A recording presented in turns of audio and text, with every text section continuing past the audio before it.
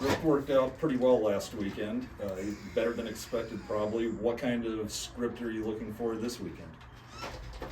Well, I don't know that I wrote a script. I think midway during going into the last day, I said I couldn't have written a script better. I think the athletes said it really well. We're really just trying to stay in our routine. I've been talking for weeks about a one-game season. That hasn't changed. We're playing one-game seasons. We're really trying to stay in the moment. We're really trying to win pitch to pitch.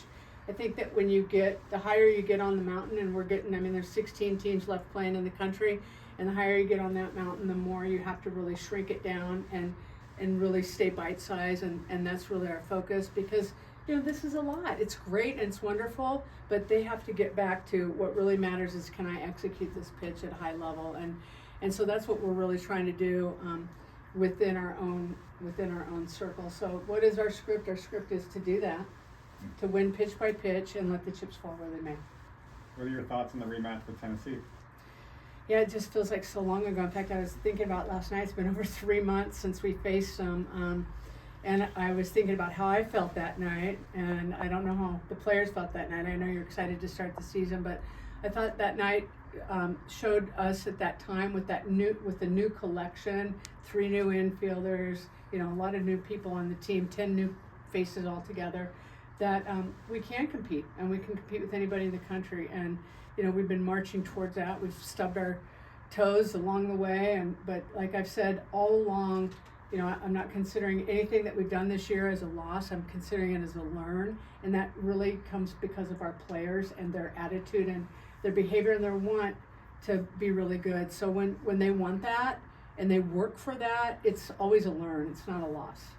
So Jordy pitched that game. She hit a homer. After that game, did you say she's back? Oh, I already knew she was a hitter. I've been asked that question so many times. It's like, I could have told you her freshman year in high school that she was this kind of offensive player. I've just been watching her for so long, and she's been every bit as an offensive player. If she never would have pitched, she probably could have been an All-American second baseman with hitting like this, or wherever she played. She's just really a good athlete. But what I was, just personal, just little things that matter. She's hit her only home run. She's done a lot at her previous school, of course, but she's only hit home runs at Nebraska. So that feels good. I guess what I was getting at though was that that was her first outing since that Washington game the year before. So did that tell you, all right, this is her? Yeah, it was the first outing that the rest of the softball world saw, but we'd been watching her in practice and against our hitters, so it was just continuation of that. Expect a lot of eyeballs on this match if people are interested to see Jordy and Carlin Pickens, but just when they tune in, what do you hope that folks see and recognize about this Nebraska team? Well, I'll tell you, after the weekend and getting a lot of text messages from people that I know really well and then some that I just know not as well, what I've enjoyed, the message that I enjoy the most is that your team seems to really have good chemistry and good culture, and they really like playing with one another. And as a coach, if you're in it, the wins are nice.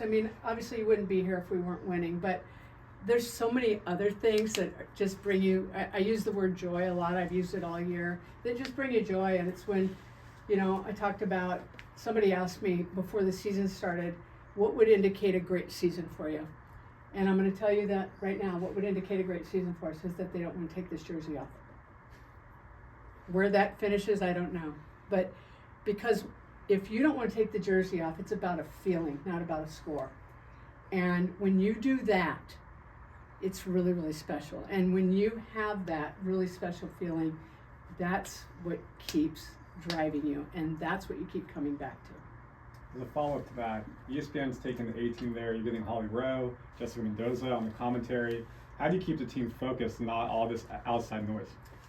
They have been pros so far, and I expect them to continue to be pros. And we started talking when we went to the Marionetta in Cathedral City. I think it was week 3. ESPN was there, and they were doing preview stuff. And we started talking probably then about the outside noise, and that there are going to be a lot of distractions. And of course, people, media, we're grateful that they want to know things about Nebraska softball, but you know, we can be in the moment with you all right now, but then when the lights are off, we're going back to being together as a team and just trying to compartmentalize that. And I think that that's really important, and it's a really important life lesson for them to learn. And you know, I even asked the crew. We all did a Zoom yesterday, a lot of players and then myself with that ESPN crew, and I said, "Wow, we get this team," and they're like, "We picked this regional," so I'm sure they picked it for the pitching matchup. I'm guessing. With that, I mean, just how have you been preparing the team for Carlin Pickens in your scout and game plan? Well, you see these lights aren't all the way on? That's on purpose. We've been hitting 75 without all the lights on. Huh, right? And I just told our hitting coach, you know, they're going to ask me why the lights aren't on up there, but the lights aren't on because you have to really drill down at your vision. And our game got moved to 7 o'clock. And so we did that the first time we played her because we knew we were playing a night game. And you just look for any edge you can. I mean, we've been overtraining velocity. We've been overtraining. I mean, she's the hardest thrower in the country, and we've been overtraining velocity. And we're trying to make a little tweaks. We have kind of plan A, plan B, plan C, that we can make some adjustments physically so we can be on time with 75, 76, 77. Is that an old coaching trick or something you just came Well, up we're with? all old coaches, so we're going to call it an old coaching trick because Liv Farrell didn't think of it. What's your message for Husker Nation? We just are grateful for Husker Nation. I mean, it's not even a message to Husker Nation other than anytime the Huskers, I don't care what sport you're playing, can excite a crowd and give them something to cheer about. It, you know, being the one that's, you know, going to have to perform, you just need to know we take it really personally and we feel a real responsibility, and we want to help you enjoy being a Husker fan. For the bottom half of the order, how crucial was it for Abby Squire to get her hitting eye back, take left field back again? Yeah, you know, I think that's been one of the stories of our year is that our lineup at different parts of the year, they've all come through. I mean, I don't think that we have a weak link in our lineup. I mean, you go through a long season and people, you know, take dips and dives, but I mean, that's been one of the storylines is that we hit up and down our lineup. And if you look, I mean, Nate would know this because he keeps the scorebook. A lot of the year, I mean, our number 8 hole could have been our 4 hole, and we just have interchanged. And I've done that, you know, sometimes when you know somebody's not seeing the ball well, you try to put them down the lineup, maybe they'll get a better pitch. Sometimes it's a matchup, you know, somebody hits a drop ball better than a rise ball, you know, you do different things. So I think our lineup, the fact that there's really no rest for the defensive team or the pitching team, you know, when they're going against our lineup, I think you're challenged the whole way through. As someone who has known Jordy for a long time and watched her through high school and at Oklahoma, how special has it been for you to watch her do all of these incredible things in a Husker jersey? You know, selfishly, it's just really special to spend time with Jordy. And I love our talks. I love our time. You know, it's not always about softball. She's a really thoughtful and reflective person. Sometimes it's about softball stuff, sometimes it's not. What I enjoy most right now for her is when I see pictures. You know, I don't notice it so much in the heat of the battle because we're in the heat of the battle together, but when I see pictures from the heat of the battle, they're just, her eyes look happy, and I like that. I like that for her. Reaction to her being a finalist for Player of the Year. Yes, I know where my vote goes. I just think she's, well, there are a lot of wonderful players out there. The 3 finalists, anyone could make a case for why they should be. I just think Jordy's done so much on both sides of the ball. She's impacted the game in so many ways this year. And, you know, she's one stolen base away from double digits in stolen bases, for crying out loud. What kind of coach is going to run your pitcher? I need to talk to her.